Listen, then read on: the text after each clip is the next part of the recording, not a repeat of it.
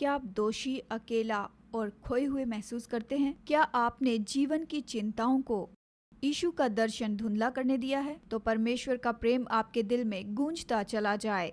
जैसे आप यीशु की ओर देखते हैं, प्रभु यीशु पर विश्वास कीजिए और आप उद्धार पाएंगे।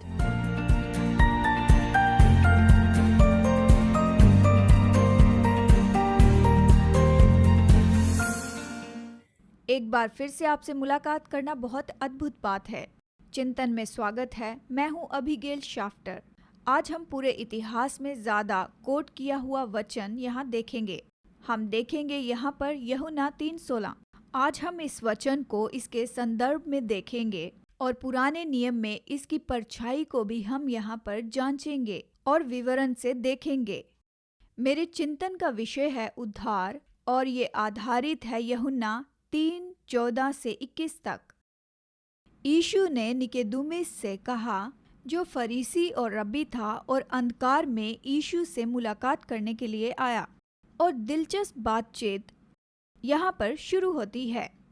निकोदेमुस यीशु के पास बहुत से सवाल लेकर आता है, पर वो यीशु की बात को वहाँ पर नहीं समझ पाता है। वो इस बात को समझ नहीं पाया कि परमेश्वर किस तरह काम करता है। यीशु बताता है कि मनुष्य का पुत्र उठाया जाएगा, फिर अनंत जीवन और परमेश्वर का न्याय होगा। और जिस रीति से मूसा ने जंगल में सांप को ऊंचे पर चढ़ाया, उसी रीति से अवश्य है कि मनुष्य का पुत्र भी ऊंचे पर चढ़ाया जाए, ताकि जो कोई उस पर विश्वास करे वो अनंत जीवन पाए। यीशु यहाँ पर गिनती 21 4 से 9 की कहानी यहाँ पर याद दिला रहा है। आइए इसे जल्दी से देखते हैं। यहाँ पर हम इसराइलियों को जंगल में देख रहे हैं और हमेशा की तरह वो कुड़कुड़ा रहे हैं और लोगों ने परमेश्वर और मूसा के विरुद्ध में कहा। इसलिए वे परमेश्वर के विरुद्ध बात करने लगे और मूसा से कहा, तुम लोग हमको मिस्र से जंगल में मरने के लिए क्यों ले आए हो? यहाँ ना तो रोटी है और न पानी, और हमारे प्राण इस निकम्मी रोटी से दुखित हैं। अतः यहोवा ने उन लोगों में तेज विष वाले सांप भेजे, जो उनको डसने लगे और बहुत से इसराइली मर गए। देखिए, इस्राएली लोग कुड़कुड़ाने में इतने माहिर थे क्योंकि वो मिस्र में गुलामी में पड़े हुए थे। वो अपनी पीड़ाओं को भूल गए और वो वापस वहीं पर जाना चाहते थे। वो पीछे जाना चाहते थे, आगे बढ़ने के बजाय। परमेश्वर ने जहरीले सांप भेजने के द्वारा उनकी बलवे का उत्तर उन्हें दिया। इससे बहुत से इस्राएली मर गए। उन्होंने मूसा से कहा कि परमेश्वर इन सांपों को हम में से दूर कर दे। मूसा ने परमेश्वर से प्रार्थना की, पर परमेश्वर ने सांपों को उनमें से नहीं निकाला। यहोवा ने मूसा से कहा, एक तेज विष वाले सांप को प्रतिमा बनवाकर खंबे पर लटका, तब जो सांप से डसा हुआ उसको देख ले, वो जीवित बचेगा। अतः मूसा ने पीतल का एक सांप बनवाकर खंबे पर लटकाया। तब सांप के डसे हुओं में से जिसने उस पीतल के सांप की ओर देखा, वो जीवित बच गया। परमेश्वर ने सांप के काटने का एंटीडोट दे दिया। अजीब एंटीडोट। पीतल का सांप छुटकारे के लिए परमेश्वर का पात्र बन गया। जिसने भी पीतल के सांप को देखा, वो उस जहरीले सांप के काटने से बच गया। वो मरे नहीं, जीवित रहे और सांप के द्वारा बच गए। अब ये पुराने नियम की अजीब कहानी नए नियम के पढ़ने से ये कैसे जुड़ती है? पूरे नए नियम के साथ कैसे जुड़ती है?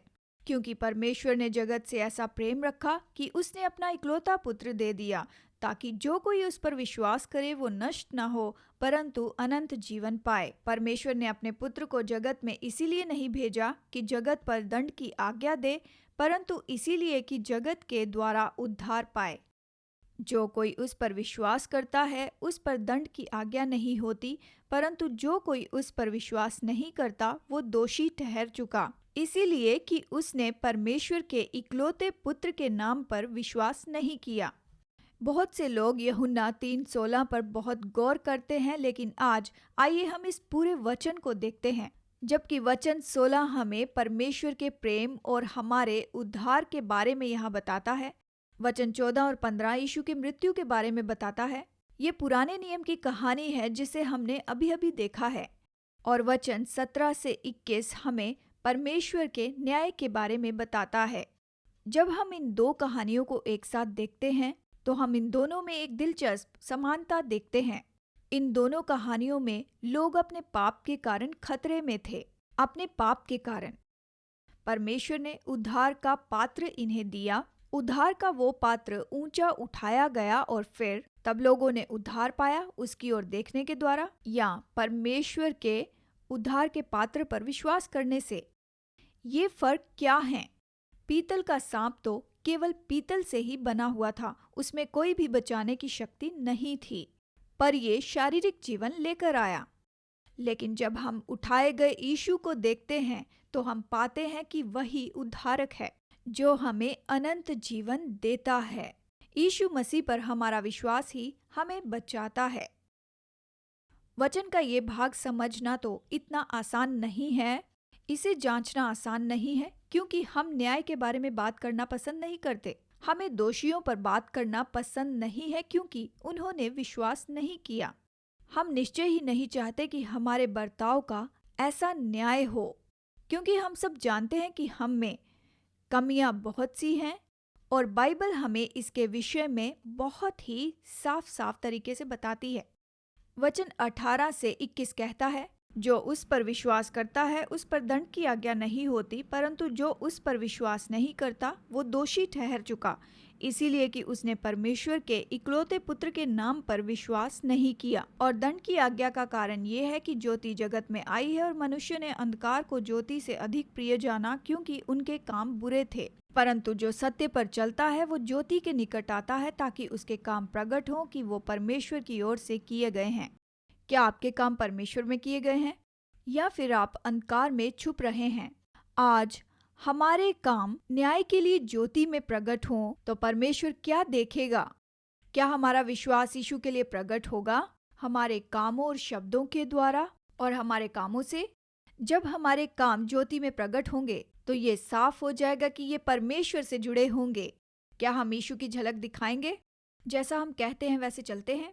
ये वचन हमें बताता है कि परमेश्वर का अनुग्रह और प्रेम कोई मतलब नहीं रखता अगर ये परमेश्वर के न्याय की ज्योति में नहीं देखा जाता है। तो अगर हम में कोई पाप नहीं है तो क्षमा पाने की हमें कोई भी जरूरत नहीं है। न्याय के बिना हमें अनुग्रह की कोई जरूरत नहीं। ये वचन हमें यीशु के क्रूस की महत्वपूर्णता को बताता है। यीशु का क्रूस आशा है व्याकुलता के बीच में। यीशु का क्रूस हमारे लिए क्षमा है। पाप के बीच में टूटेपन में जोड़ा जाना, कमजोरी में वो हमारी सामर्थ है और अंधकार में वो ज्योति है। यीशु का क्रूस ही हमें क्षमा देता है, दोष नहीं देता। क्या आप उसकी ओर देखेंगे? आज हम देख पाते हैं कि यीशु क्रूस पर उठाए गए हैं। क्रूस शर्मिंदगी और दर्द को दर्शाता है और ये तो हमारे लिए क्षमा का, प्रेम का चिन्ह है, आशा का चिन्ह है और अनुग्रह का भी। ये परमेश्वर के प्रेम का उंडेला जाना है। परमेश्वर का प्रेम आपके दिल में गूंजता जाए। जैसे आप उसकी ओर देखते हैं, परमेश्वर आपसे प्रेम करता है, इसीलिए परमेश्वर ने अपने पुत्र को आपके लिए मरने के लिए भेजा, क्योंकि परमेश्वर आपसे प्रेम करता है। इसीलिए उसने अपने इकलौते पुत्र को भेजा कि आपको आपके पाप से वो बचाए। परमेश्वर हम सबसे प्रेम करता है। क्या आप अपने जीवन की सबसे अंधकार की जगह पर परमेश्वर की ज्योति को चमकने देंगे कि अंधकार दूर करे? अगर आप सब कुछ भी भूल जाएं तो इतना याद रखिए कि परमेश्वर आपसे प्रेम करता है। वो आपसे कितना प्रेम करता है, क्योंकि परमेश्वर ने जगत से ऐसा प्रेम रखा कि उसने अपना इकलौता पुत्र दे दिया, ताकि जो कोई उस पर विश्वास करे वो नष्ट ना हो परंतु अनंत जीवन पाए, हमेशा का जीवन पाए। क्या आप विश्वास करेंगे? क्या आप उस प्रेम को आज प्रत्युत्तर देंगे? पवित्र आत्मा आपके दिल को जीवित करे, जैसे आप आज यीशु को ऊंचा उठाते हुए देखते हैं। यीशु इस संसार में इसीलिए नहीं आया कि संसार को दोषी ठहराए, वो आपको दोषी ठहराने नहीं आया। वो जगत को उद्धार देने आया, क्योंकि परमेश्वर ने जगत से ऐसा प्रेम रखा, जिसका मतलब है वो आपसे प्रेम रखता है, मुझसे प्रेम रखता है। क्या आप अपने सिर झुकाकर अपनी आंखें बंद करेंगे? क्या आप दोषी, खोए और अकेला महसूस कर रहे हैं? क्या आप दोष भावना के बोझ में दबे हैं? क्या आपने जीवन की चिंताओं को यीशु के दर्शन को धुंधला करने दिया है? और अगर आप पीछे हट चुके हैं या कभी भी प्रभु को आपके जीवन का प्रभु होने के लिए नहीं कहा, उसे प्रभु स्वीकार नहीं किया, तो क्या अभी आप इसे करना चाहेंगे? प्रभु यीशु मसीह पर विश्वास कीजिए तो आप उद्धार पाएंगे। आइए प्रार्थना करें। प्रभु यीशु मसीह, मैं जैसी भी हूँ आज तेरे पास आती हूँ। मेरे पापों को तू क्षमा कर। क्रूस पर बहाए उस बहुमूल्य लहू से मुझे धो दे। आज मैं तेरी महिमामय ज्योति में आना चाहती हूँ। प्रभु, मुझे अपनी ज्योति और प्रेम से भर दे। मैं तुझे अपने दिल में न्योता देती हूँ। मेरे जीवन का प्रभु हो जा। यीशु के नाम से मांगते हैं, आमीन। चिंतन में मेरे साथ जुड़ने के लिए आपका धन्यवाद। मेरे YouTube चैनल को सब्सक्राइब कीजिए और आपके साथ फिर अगले हफ्ते मुलाकात होगी। प्रभु आपको आशीष दे।